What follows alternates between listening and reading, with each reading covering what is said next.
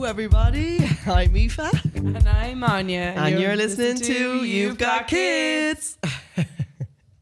Today, we're going to discuss finances and rearing a family on a budget. Yeah. And how we differentiate mammying today to mammying in the previous generation, maybe our own parents.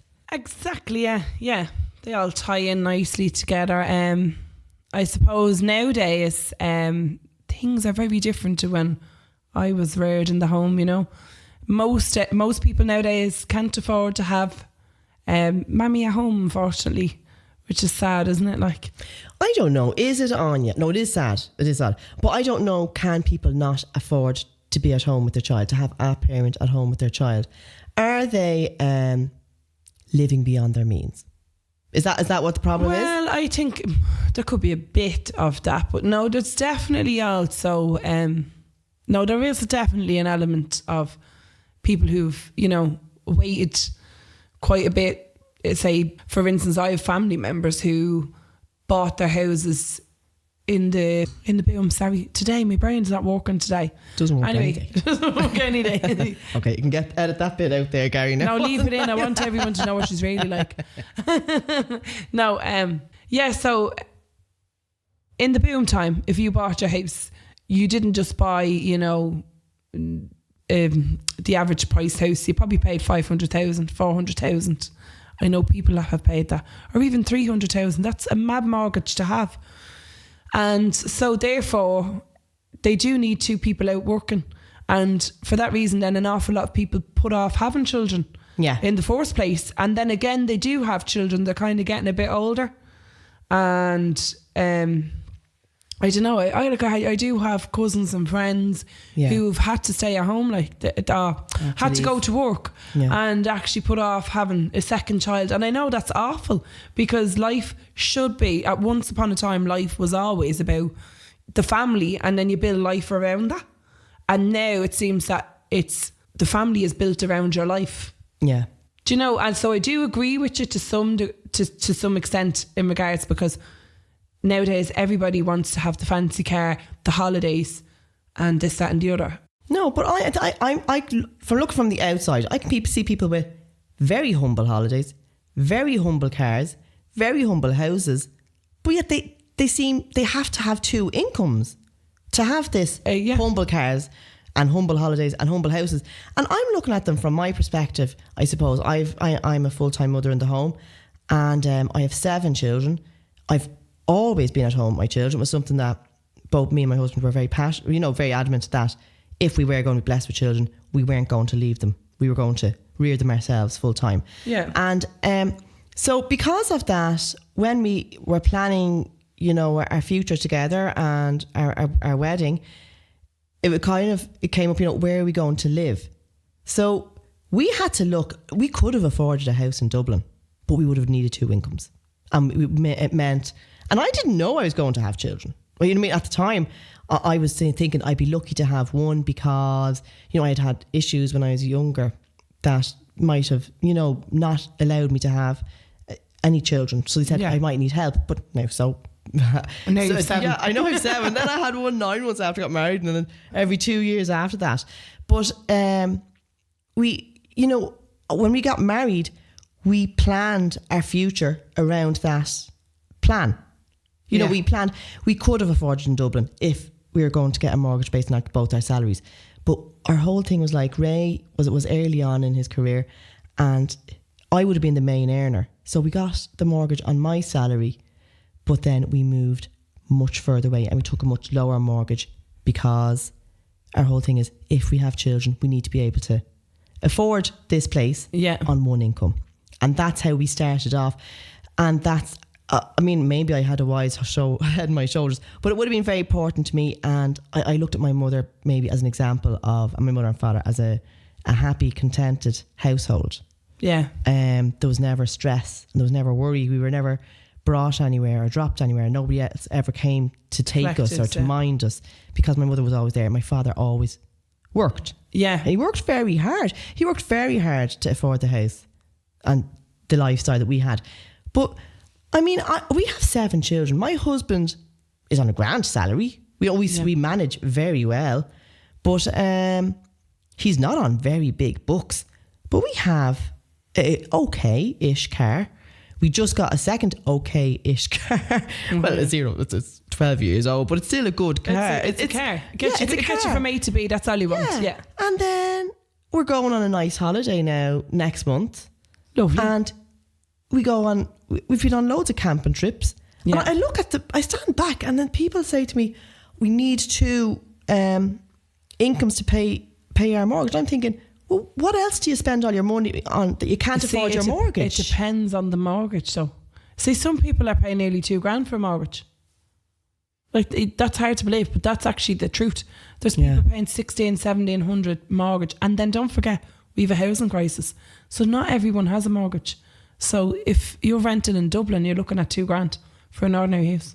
Like in Ballyfermot, where I grew up, some of the houses were going up for $1,700 for a council house in Ballyfermot to rent.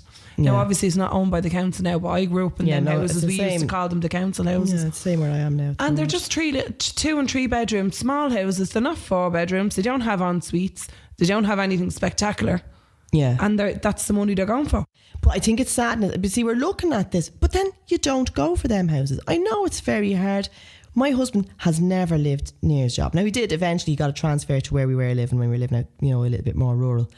And but we once the mortgage was getting expensive, we got rid of it. We sold the house, we lost money on the house, and we started afresh. And we've been renting ever since. We're hoping now, please God, we will have another house, because we need another house. We have 7 children. Yeah. But I'm at home with my children, and we never put off having children. And I suppose if you were to, if somebody saw us from the outside, they would look and they'd say, God, they really struggle. And we don't. I think I have a very good lifestyle. We live on a very tight budget, but we have lovely days out. My children don't do without anything. No. We do have nice breaks. We don't have a nice foreign holiday every year, and we don't have the best of cars or the best of gear. I think you're lucky in that. I think that's because you've obviously you have a great marriage and a good partnership there as well. But that's not always the case. The reality is it's not. Like, there are women who are living in hotels and they're struggling. Yeah. And there's families that have had to move in with their mothers and fathers, and they're struggling because, yourself, I don't know about you, but even before we bought our house, I moved back with my mum and dad for 3 weeks, and I love my mum and dad, I really do, but I don't want to live with them ever again. I'd love to live with my parents. No, they wouldn't have me. No, you see, I'd love to live there. The natural order of things is, right, you grow up and the little birdies leave the nest, and that's how it should be. As much as I love my mum and dad, I absolutely idolise them, worship the ground they walk on. Couldn't live with them though. For 3 weeks. It's just, I don't know what it is. It's just, you just like your own space. You like your own TV time. You like your own kitchen to cook in. You just want that time and that space. And like, my parents are the most easygoing parents that you'll ever meet. Like, but it's just, people need that space. And then if you have kids, can you imagine what it's like? I had a friend who lived with her mother with her 4 children and her partner, because they were renting a house, and unfortunately for them, the landlord came back. The house was either gone up for sale or he was taking it back. I can't remember. But basically, she ended up having to move into her mother's 3-bedroom house with her partner and the 4 children. Like, how someone in that situation copes? You manage. I know it's hard. You would, but I know it's long hard. term, and people have been very good to us. I don't think that. Yeah. I would never look a gift horse in the mouth. I think, I work hard for everything I have. Of course you do. My husband works very hard for everything that he gives us and for the lifestyle we live. But at the back of my mind, my whole thing was always, I'm here for the children. This is my priority. And I was looking at my other friends who were putting off having children until they could afford to have children. But you know what though? And my heart was breaking for them, because I'm here at 7 and they're now trying for their first. I know. And they're 40, and they're struggling then. Some of them can't. But they have a lovely house and they have lovely cars, but they've no children, and all they want is children. And they kept on putting it off so much because society told them that this is what you need. Yes. If you have a single income and you have 3 children, you're not getting a mortgage. It doesn't matter what your lifestyle is. And it doesn't matter if you're paying $1,700 a month rent. The banks don't want to know that. All they'll see is your single income and you've more than 3 children. You've 4 children plus. You're not getting a mortgage. Do you know what though? The council isn't going to give you a house because your husband is earning too much. Bank isn't going to give you a mortgage because you're a housewife, you're at home. And nobody, you won't. You will find it harder to find somewhere suitable to rent because there's such demand on rented properties that they don't want to rent to a big family because they don't have to. They can have a lovely professional couple or a single woman or... Well, isn't the system though? I believe the system is designed... I believe, this is my own personal belief, the system is designed to make people rely on the system. Yeah. Okay? And I think what happens there is when people rely on the system, we give the system more power. And then we had rent caps and everything else, right? I'm probably getting a little bit political there. But what I'm saying is, in regards to trying to buy a house and trying to, you know, if somebody wants to have a family, it's the system that is flawed. And we allow it every time. Like, we're allowing this to happen by who we allow into power. Yeah. And I don't want to go in too much into that, but I just want to say that because I know... Yeah, we keep on voting the same people in. And I think it's... And they're screwing the country over, they're screwing families over, and we're voting them back in again. Hungary have a great policy now for people who are, you know, for families, for staying at home. Like, when you think about it, most people would prefer to have at least one parent stay at home. Sometimes they want the mother to stay at home. Most of the time it is, you know, most mummies want to stay with their babies. And sometimes the father wants to stay home. Regardless, the country should be designed in such a way to support families that if one person wants to stay at home that with their children and rear them themselves, they can. Because, you know, you have the state kind of allocating all these childcare costs to childcare professionals. But why aren't they doing tax cuts for families? Why aren't they allowing us to look after our own children? They're willing to pay a stranger to look after your kids, but they're not actually willing to allow you to stay at home and look after your own kids. Yeah. And like you were saying kind of there, like, Hungary are to give women with 4 or more children lifelong tax exemption.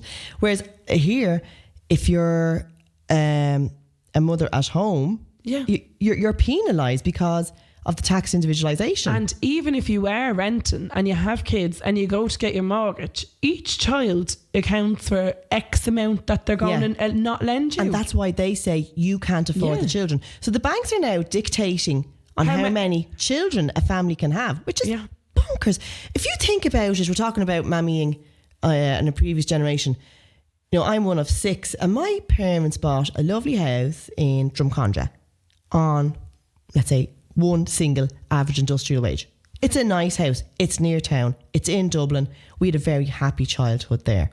Yeah. There's no way my husband would ever be able to buy a home for me and the children in that housing estate now. Even though he's on a good job, probably earning more than my father would have, would have earned. And but there's no way. And we're... It's the taxes and everything else now. Everything, like... When you think about it, going back even say to when my mother and father were being married, the natural thing was everybody kind of went, like my grandfather came from Hanbury Lane and my nanny was from Pimlico, and then when they got married they applied for a house off the council, and at the time that's how they ended up in Ballyfermot. And back then, like, it was just a natural thing that, you know, the husband went out to work and the mother stayed at home with the kids. But they could, like, even though times were hard, I know my own grandfather, he was very involved in setting up Ballyfermot, getting the credit union going and the college going and the swimming pool and the community games. He was very well known man in Ballyfermot. But back then people could actually afford to have someone stay at home. And even though we know nowadays that life, I suppose, is demanding in the sense of the cars, the holidays. And I know what you're saying. We do have the humble cars and the humble holidays. That's me. I go camping. I have a really crappy car. But I'm kind of gone off on a tangent here.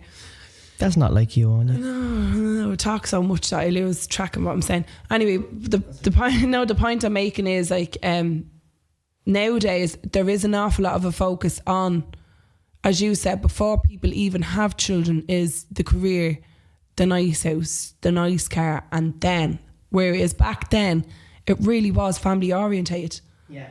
Do you know what I'm saying? Because I remember saying to my mum, but sure, it was never hard. It was never hard when we grew up. We had everything we want. And my mum was saying, They struggled. They struggled. But I didn't know they struggled because everybody was the same. Yes. There was 4, 5, 6, 7 kids in everybody's head. Well, not in everybody's, but it wouldn't have been unusual to have 5, 6, 7 kids. Yeah. You know, and all the mothers were at home. And they all helped mind each other's kids if they were going to the shop. And all the kids played on the road. And the kids even read each other. Yeah, but it was great fun. Yeah. And I never thought we struggled. My mum would say, of course we struggled. Yeah. But everybody did. And we were all in the same boat. I remember RTA came out to my nanny's house. This is my other nanny now, Mary. And they made a programme called, it was Report. Do you remember that programme? I don't know if you remember. I don't remember. But I just know it was called Report. And it was, thank God they're all healthy. And you see, Mary grew up and blah, blah, blah, and all about my nanny and granddad. But it's just watching it back, like they had so little. And I remember my aunties and all saying she bought the cornflakes because she knew RTE were coming out to the house. We used to eat porridge all the time. She bought cornflakes for that. And then look at the glasses. We used to drink out of jam jars, you know. It's just funny the way even back then they had the sense of pride, even though everyone else on the road had nothing like. Yeah, but there was no competition amongst the children because the children were all in the same boat. Yeah. Yeah, and there was no labels because the only label you had was the one that said what size your clothes were. Do you know, on the back of your neck. And everyone had no shoes even. Some kids had walked around with no shoes, like, when you think about it. Not when you were small. Not when I was small, no, when my dad was small. Oh, yeah. Yeah, some of the kids on the road wouldn't have had shoes on their feet, like. Yeah, no, my mum would tell you about her walking all miles and miles to school with her sod of turf. Do you know, because that was their no central heating or anything. Yeah. But maybe people have just a little bit of champagne taste. They do want the nice career. They do want the nice holidays. They do want the trophy house. And I find that people are so busy paying for this blinking house that they don't get time to sit in this house and enjoy it. Yeah. And I mean, now we're not with a house at the moment, unfortunately. Our landlord sold our house. But, until we do find another house, which will be very soon, please God, we're relying on my mother-in-law's house. And it's fine. It's great. It's not ideal. But I'm at home with the children where I need to be and where they need me to be. And I know people will feel sorry for me. And I'm thinking, don't feel sorry for me. I have actually a great life. I'm very content in my mothering. I'm very content in my status as a mother in the home to my 7 children. I wouldn't I would never dream of leaving them. I don't want to leave them. Yeah. And even if I couldn't afford to live somewhere, I would move mountains so as I could be there. See, these children are my priority. I know people have. I do feel sorry for mothers who are, under pressure to keep up payments. I do feel sorry for them. I do think they exist. I'm not saying they don't exist. I know them. My own friends, are double income households. But I don't know if I could justify going out and leaving the children to earn money, more money. And my husband would say that men need to stand up and say, I'm going to look after you. I think men are afraid. Not all men, some men, they're afraid because it's a huge pressure. I think we're living in a feminist society now where they've just overtaken and been emasculated quite, but there still are. Men are still men, women are still women. Yeah. At the end of the day, but it's sometimes a huge undertaking.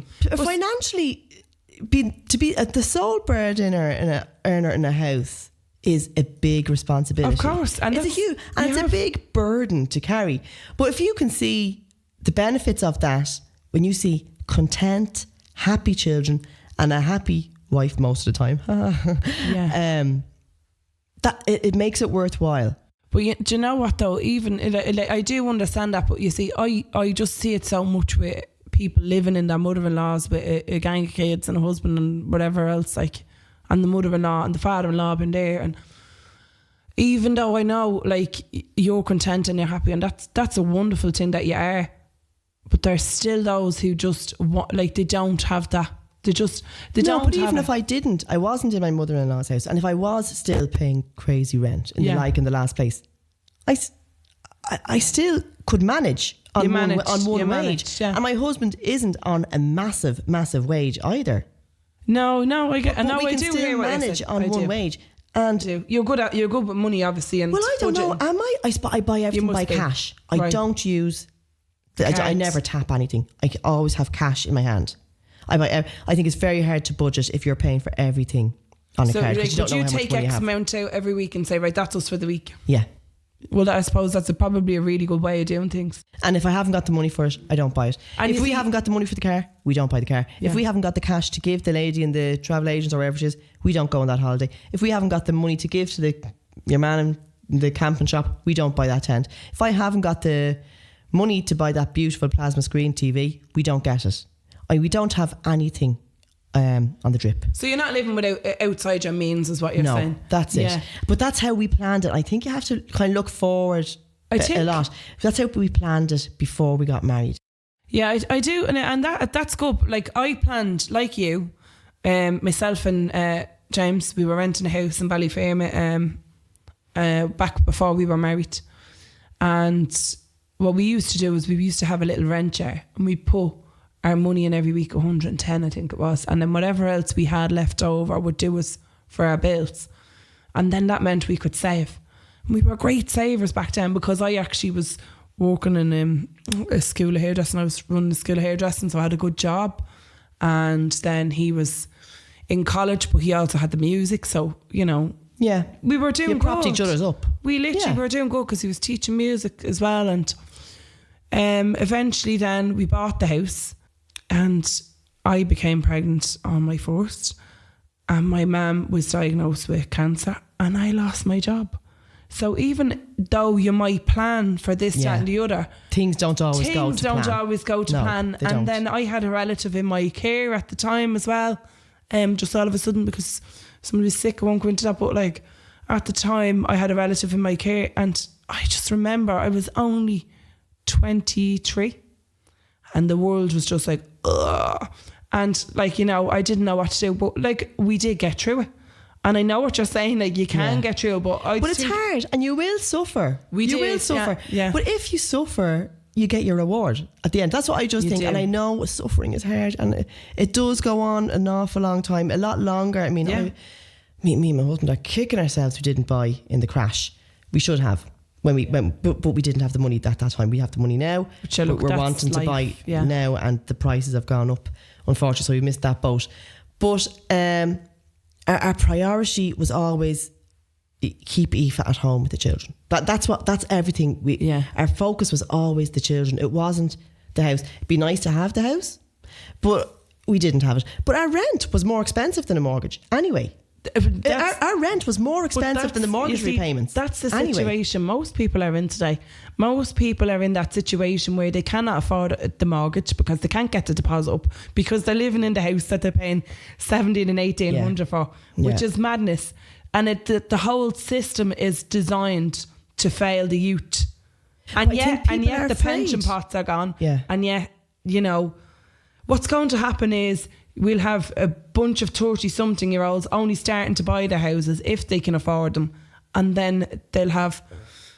no wonder we have a drop in the childbirth rates in Ireland. Well, that's because people are telling you can't afford this child. I know, it's terrible. It's awful. And these people are looking at these lovely little babies that are floating around in limbo somewhere that are destined to be with them, that they feel they can't afford, and they can. Yeah. It just means you're going to suffer. It doesn't even necessarily mean you're going to suffer. And now I'm going on like this. I'm actually not suffering. Yeah. I think I have a really good life. I know we don't have our own home. Yes, we will have it soon, please God. But even with our rent, which was repayments, which was more expensive Yeah. than a mortgage, we still had a good life. You know, my children never wanted for anything. They did have nice things. We didn't have the likes of the Xbox. Nobody has an Xbox. Nobody has an iPad. Nobody has, you know, PlayStations. But that's not because we couldn't afford them. We could afford them if we wanted to give them, but we didn't want our children to have them. Yeah. We weren't going to keep up with the Joneses. We weren't giving our children phones and devices just because everybody else had them. And I think that's the pressure that people feel.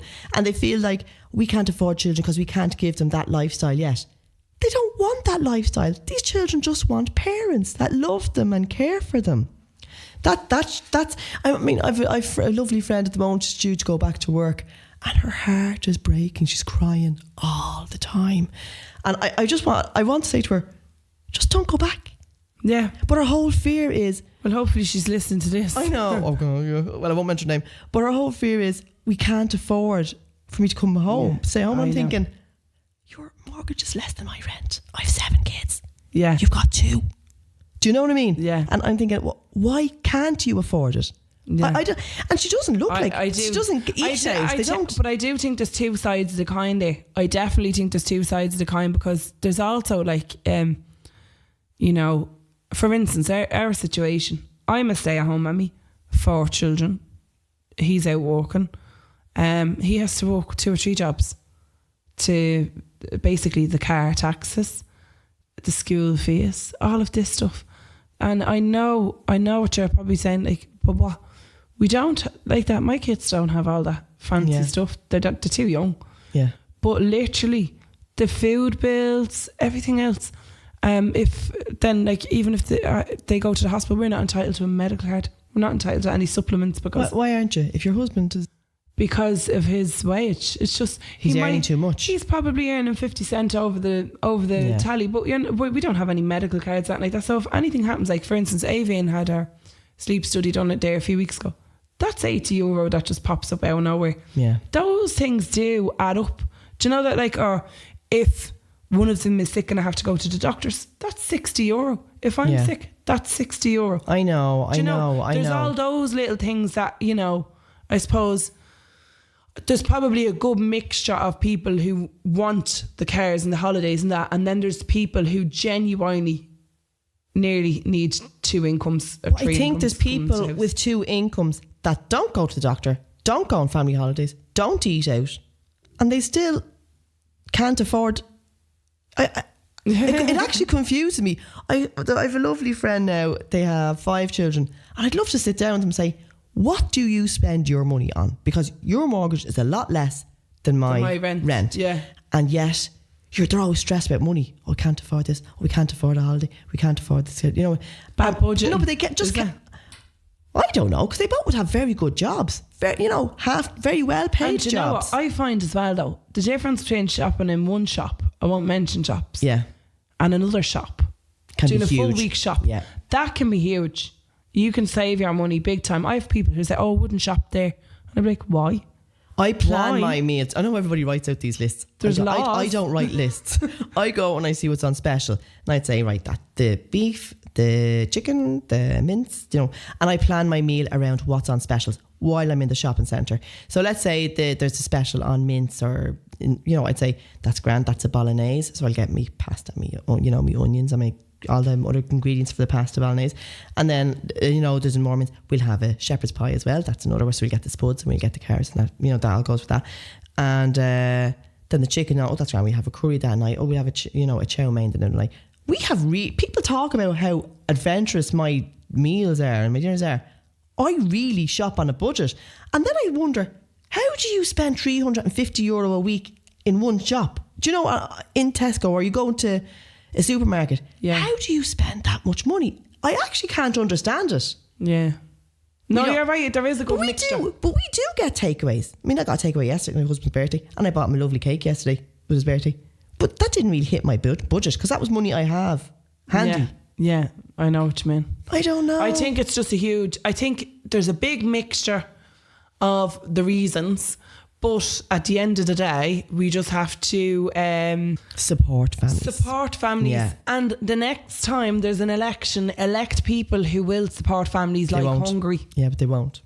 Irish people won't. I have faith in the people. Yeah, no, I have faith in you. I have no faith in the Irish people, I have to say. Aoife H's. Don't mind you, you're alright. Gary's alright. You're sound. And like Ray's okay. My husband's nice, my kids are nice. But I have very little faith in the Irish people. I think they just do what they're told, and they'll just vote the same people in that are going to screw them over again and again and again. Yeah. So that's all we got for today. On that note, join us next time so we can make you more miserable. Slán. Slán.